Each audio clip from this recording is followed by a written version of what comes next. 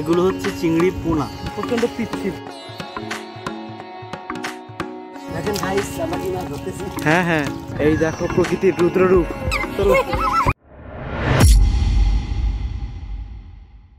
এই মুহূর্তে আমি আছি ভোলার দৌলতখা নামে একটা উপজেলায়, আর আমার চোখের সামনে মেঘনা নদী। মানে আমি ব্রহ্মপুত্র দেখেছি, পদ্মা দেখেছি, যমুনা দেখেছি, কিন্তু মেঘনা হয়তো ওভাবে দেখিনি। কিন্তু এবার আমি মেঘনা দেখছি। আর আমার পিছনে যে জায়গাটা দেখতে পাচ্ছ তোমরা, এটা কিন্তু জোয়ারের সময় সম্পূর্ণ প্লাবিত হয়ে যায়। জায়গাটা প্রচণ্ড পিচ্ছিল। আমি যাচ্ছি, মোটামুটি খুব বেশি কষ্ট হবে কিন্তু তাড়াতাড়ি যাওয়া যাবে। যতটা তো দেখতে পাচ্ছি এটা সম্পূর্ণ মানে দৃষ্টি গোচর হয়ে যাচ্ছে, অপূর্ব। দাঁড়া তোমাদেরকে দেখাচ্ছি।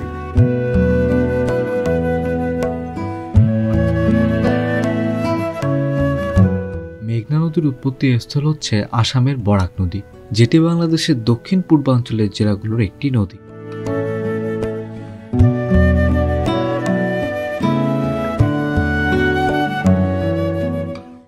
যে এখানে দেখতে পাচ্ছ এগুলো, এই যে চিংড়ি, এগুলো হচ্ছে চিংড়ির পোনা। উনি বললেন এগুলো ধরে ধরে তারপরে ওনারা ওই চাষ করে আর কি, চিংড়ির পোনা চাষ করে, চিংড়ির ছোট থেকে বড় করে। তোমরা বলবো হয়তো একই জামা আমি কতবার পরবো, বিষয়টা ওই এক গাদা কাপড় নিয়ে বহন করা খুব মুশকিল হয়ে যায়, আর আমি প্রতিদিনের কাপড়টা প্রতিদিন ধুয়ে ফেলি। যাই হোক, ওসব বাদ দাও। এই যে যে জায়গাগুলো দেখতে পাচ্ছ, এগুলো কিন্তু আমি ছবিতেই দেখেছি। মানে ম্যাপের মধ্যে যখন এই এরিয়াটা আজকে সার্চ করলাম, তখন আমি এরকমটা দেখলাম। এবার একটা বিষয় বোঝো, এই যে গর্তগুলো দেখছো, এগুলোতে কিন্তু জল জমে আছে। এটা হচ্ছে নদীতে যখন জোয়ার হয় সেই জলটা। আর এদিকে হচ্ছে অপূর্ব, মানে মনটা ভরে যাচ্ছে একদম এসব দেখে। প্রচণ্ড পিচ্ছিল, প্রচণ্ড পিচ্ছিল, এটা প্রচণ্ড পিচ্ছিল। দেখো কত জোরে জোরে ঢেউ আসছে, মানে প্রকৃতির অপূর্ব লীলা খেলা।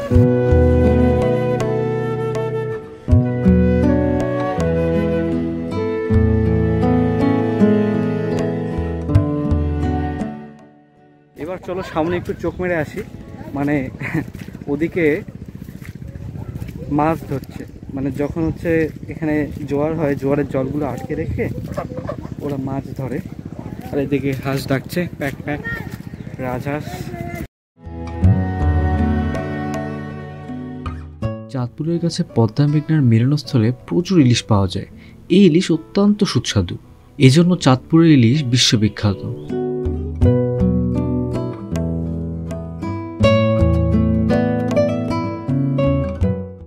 ব্যাপারটা দেখো, ওখানে এই যে সম্পূর্ণ যে এগুলো সব চিংড়ি, এগুলো সব চিংড়ি। এটা দেখে যাই, ওরে বাবা।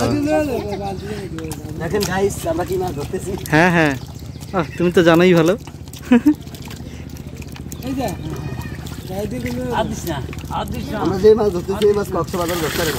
হ্যাঁ, কয়দিন বাইধা রাখছিলা? এই 5-7 দিন।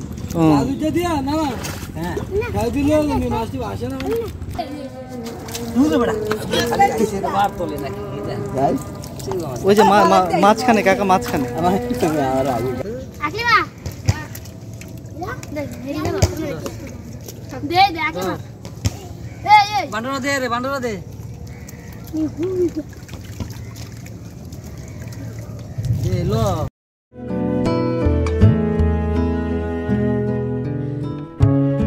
মেঘনা চাঁদপুরের মোহনা থেকে শুরু করে সব থেকে বেশি খরস্রোতা হয়েছে, এবং মেঘনা ভোলার শুরু থেকে শেষ পর্যন্ত প্রায় 100 কিলোমিটার প্রবাহিত হয়ে বঙ্গোপসাগরে পতিত হয়েছে।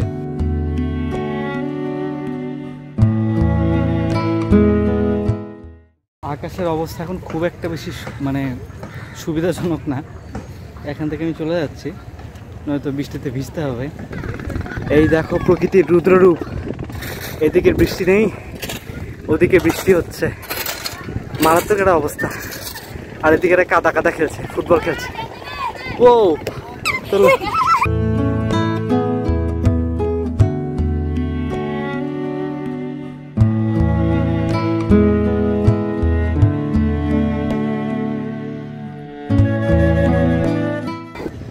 তো এই হলো মেঘনা। এই তোমাদের দেখালাম, আমিও নিজেও দেখলাম, ভালো লাগলো।